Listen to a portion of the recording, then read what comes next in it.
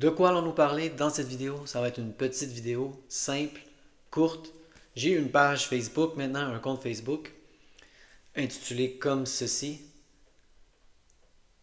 Et je viens d'y ajouter une vidéo. Nous allons en parler dans cette vidéo. Je vais mettre le lien dans la description, mais vous pouvez aller la chercher vous-même sur YouTube. Ça s'intitule Dr. John E. Sarno 2020 Segment. C'est vraiment une vidéo superbe. J'adore cette vidéo. Je suis en train de lire le livre de Stephen Ray Ozanich, La Grande Déception, et il en parlait dans son livre. Le reporter qui a fait le segment en question s'appelle John Stossel. Et lui, il souffrait de maux de dos depuis des années. Il est allé voir le docteur Sarno et il a complètement éliminé son mal de dos. Donc, il a décidé de faire un petit reportage pour son émission. Donc, la vidéo est déjà bonne à regarder comme une histoire de succès. Toujours bon de voir des histoires de succès. John Stossel est une histoire de succès. Et là, il interviewe d'autres personnes qui sont allées voir tous les docteurs. Personne n'a jamais réussi à les aider avec leur mal de dos. Ils vont voir Sarno. Sarno les aide. Ils vont puiser dans les vieilles archives.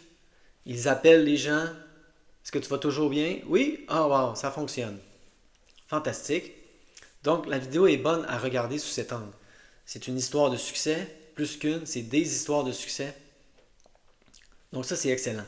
Mais l'aspect le plus fascinant de la vidéo est complètement incroyable. Je n'en crois pas encore mes yeux, ce que j'ai vu.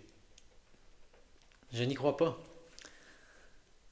John Stossel a éliminé sa douleur avec la technique du docteur Sarno, mais son frère, qui est un médecin, qui est un docteur, a lui aussi des douleurs depuis des années, qui viennent, qui vont, intermittentes. Et là, j'ai presque envie de dire évidemment, si on commence à comprendre les mécanismes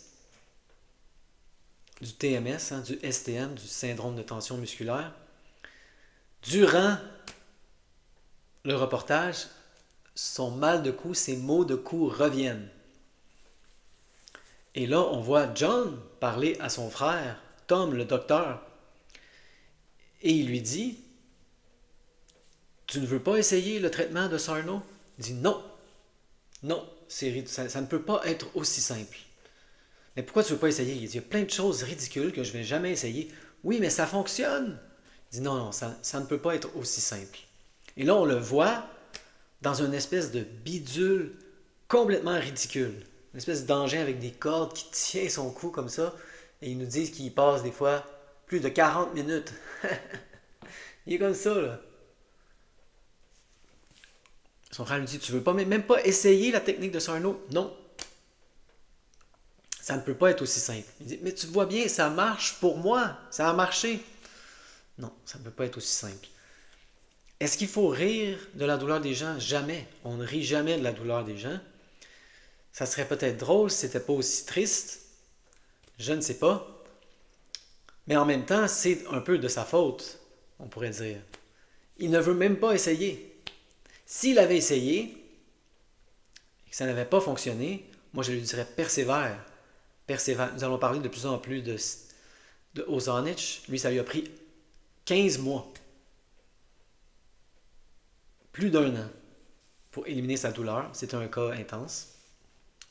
Mais il a persévéré, il a réussi. Donc, si son frère avait essayé, il dit non, j'ai essayé la technique de Sarno, ça ne fonctionne pas. Je ne sais pas si je me permettrais de rire de lui, mais il ne veut même pas essayer. On le voit dans son bidule ridicule comme ça pendant 40 minutes. Et là, non, ça ne peut pas être aussi simple. Allez voir cette vidéo, c'est vraiment incroyable. Je ne sais qu'en penser. Stephen Ray Ozanich nous dit que c'est l'ego. C'est l'ego, ça. On ne peut pas être sûr, mais lui, il appelle ça John Stossel's Brother Syndrome. Le syndrome du frère de John Stossel. Il y a un nom pour ça. Ceux qui refusent systématiquement, non, ça ne peut être aussi simple. Et pourtant, j'en suis un exemple. John Stossel en est un exemple. C'est simple. C'est tellement simple. C'est simple. Ce n'est pas compliqué, c'est simple. Que nous dit Stephen Ray Ozanich? J'ai arrêté d'essayer de guérir en lisant des livres à propos de la guérison. J'ai arrêté mes rituels, comme de tenir un journal et des programmes structurés qui perpétuaient le problème, en gardant mon attention focusée sur le problème. J'espère que ce message commence à sonner un petit peu familier. On l'entend souvent. C'est simple. C'est difficile. Stephen Ray a souffert énormément, j'avais en parlé dans d'autres vidéos de sa démarche, de son processus, mais il a persévéré et après 15 mois, il a réussi à aligner sa douleur qui était là depuis des années et des années et des années, depuis qu'il était un adolescent. Est-ce que c'est drôle, l'attitude de son frère? C'est triste, mais en même temps, il ne veut même pas essayer. Il y a beaucoup de gens comme ça. Et il appelle ça le syndrome du frère de John Stossel. Et lui, il dit que c'est l'ego. Son frère a probablement passé des années à étudier la médecine. Il a investi tellement de temps, d'argent dans le système de pensée biomédicale. Et là, quelqu'un vient et lui dit non, c'est beaucoup plus simple que ça, la douleur chronique. Vous vous trompez. Difficile pour l'ego de prendre ça. L'ego, de plus en plus. Regardez ce qui se passe dans le combat entre l'id, comme nous dit Freud, le super-ego, et l'ego pris dans le milieu, la façade de persona, comme nous dit Jung. Il faut garder la façade. Il perdrait la face littéralement si c'était aussi simple. Et si c'était aussi simple.